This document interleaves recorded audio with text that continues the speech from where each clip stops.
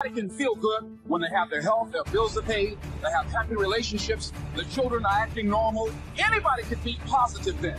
Anybody can have a larger vision then. Anybody can have faith under those kinds of circumstances. See, but the real challenge of growth, mentally, emotionally, and spiritually, comes when you get knocked down. You got to keep your mind concentrated. Next time management essential is learn to say no.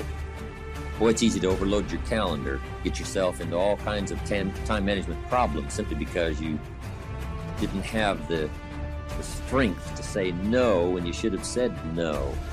It's much more difficult to say no and then try to get out of it later. Call back, make the arrangements, go through the whole embarrassment. Better to say no than to say yes and have to back out. Ron Reynolds has a good phrase. Says, don't let your mouth overload your back. Life is hard. See, for every time you have a plan, a dream, an aspiration, or a goal, do you know what happens every time you have one of those? This thing comes along called life. It happens to everybody.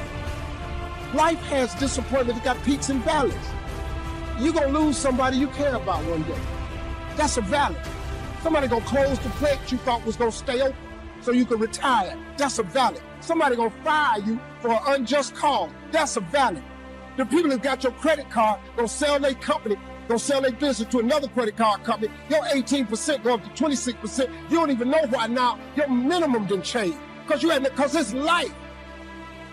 You can stop thinking that life shouldn't be easy because I got news for you, it ain't. I suggest to you, if you want to become diamond, write down 5 reasons of why it is worth it for you to become a diamond, to experience that level of achievement. What is it that will give you the drive? What is it that will ignite the courage in you to get up and come back again and again and again?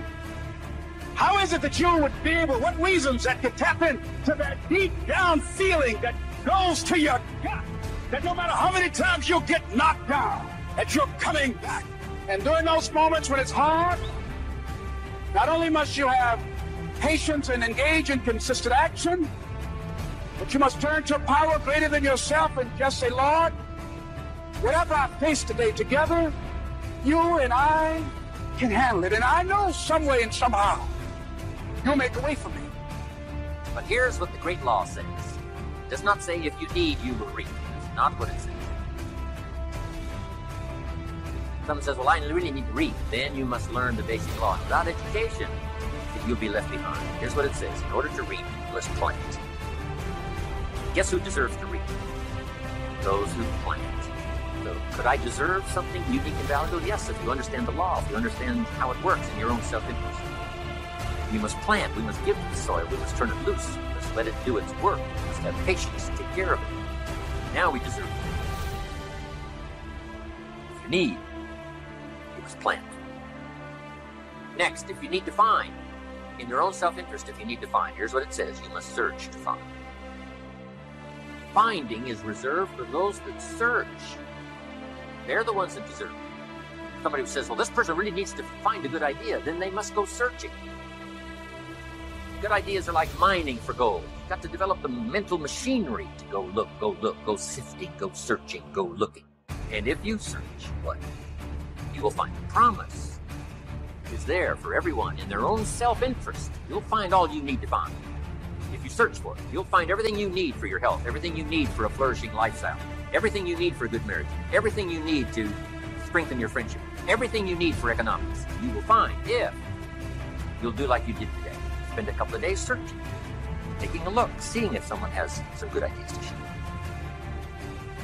All things are conditional.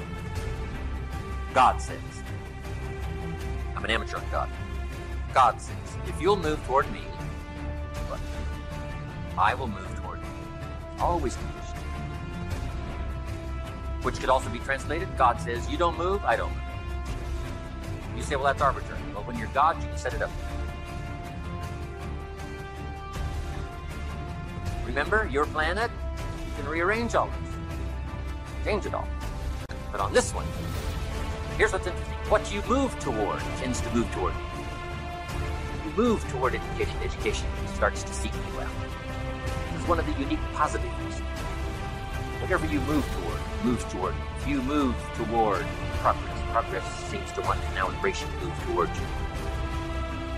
All life seems to wish to reward its benefactor.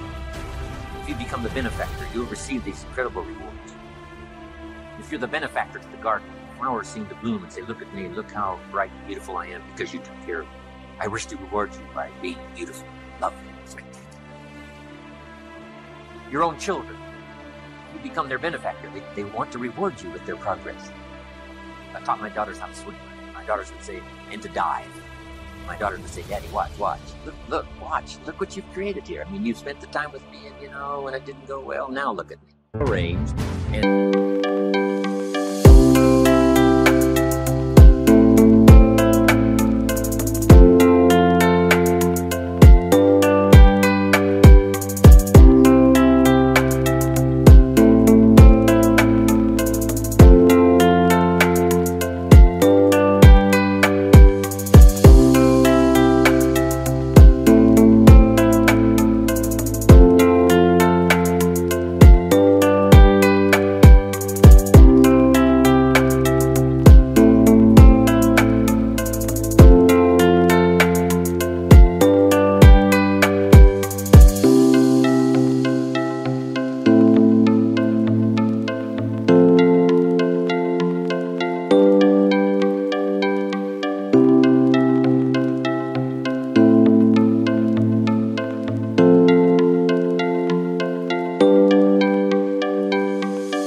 around the clock for 5 days. Guess when I next hear about that check? From my cleaners. Say, Mr. Rohn, we found this, right? Now, I say, look, I know I messed up that time, but, next time I'll make sure, see, but it just doesn't work. I'm not good at it. So we've got a little rule at our office that says, don't give the chairman anything, right? Don't. It won't arrive. He can talk good, but he's a poor courier. It won't get there. So you just got to analyze how you are and then make the compensations for it. Now, you can promise to change all you want, right? But if you're not going to, then make the other arrangements. I finally got somebody to help take care of reading financial statements and taking care of, a lot of corporate business and matters that I promised I would do myself, but I just never did get it done. And it used to be terribly costly to me for IRS and taxes. Unbelievable. But I finally got somebody to take care of that. So if you're not going to change, if you're not going to do it, even though you promise yourself year after year, just then make arrangements to see that it gets done. So analyze how you are. If you're good at bookkeeping, then keep your books. If you're not, just don't keep promising. Just drop off all that mess, twice a week or once a month in somebody's lap and say, here, figure this out and I'll pay you to do it. Sometimes for $100 a month or something, $50 a month, somebody will just, calculate a lot of stuff for you. Just save yourself all the grief of promising and never doing it. So analyze how you are. It's very important. Time management essential is have a certain time to solve problems. We found that helpful, especially in the business world. We say problems after 3. Just set them aside. Now, you don't ignore them, but you just set them aside in a certain time frame. All the problem calls, you just call back after 3 o'clock and just go right through them.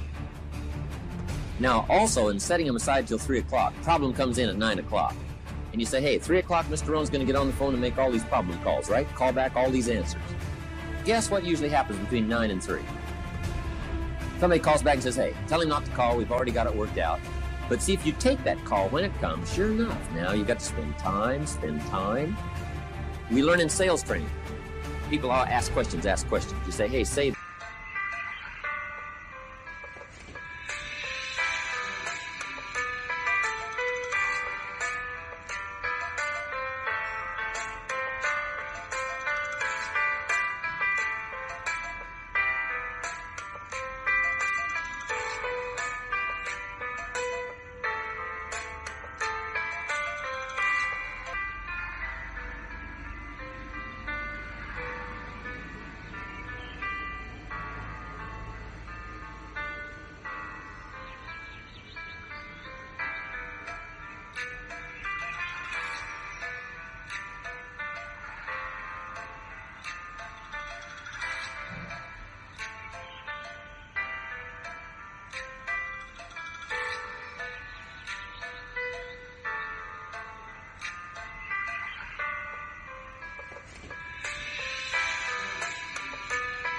that till training class. Bring that question to training class. Just learn those time-saving things so you don't have to cover the same things with each person. Next time management essential is be more alert. Part of the alertness is not only what's going on, but also be alert to looking at all your present procedures. You may have some old outdated procedures, stuff you've been doing for 5 years, and it's taken 10 hours instead of 1. Right? You could put it on a computer or something. You could just, go through, because it's easy to just accumulate a lot of wasted time, wasted motion by not, updating all of your stuff. You don't have to use the old, you don't have to use that anymore, right? The old calculators. You got the neat, easy stuff, right? Just go through it, make sure you're not bogged down with some old, antiquated stuff that's wasting a lot of time. And then be more alert. Take a look at what's going around you. Say, hey, I've been going from here to there, and it's taking too much time. In sales management, we teach, don't go across town until you've gone across the street. Have they heard your story across the street? Guys, I got this hot prospect 40 miles away. It just probably isn't worth the time. It's too far. The span of distance is too long. Just shorten up the span. So be alert as to those kind of time wasters.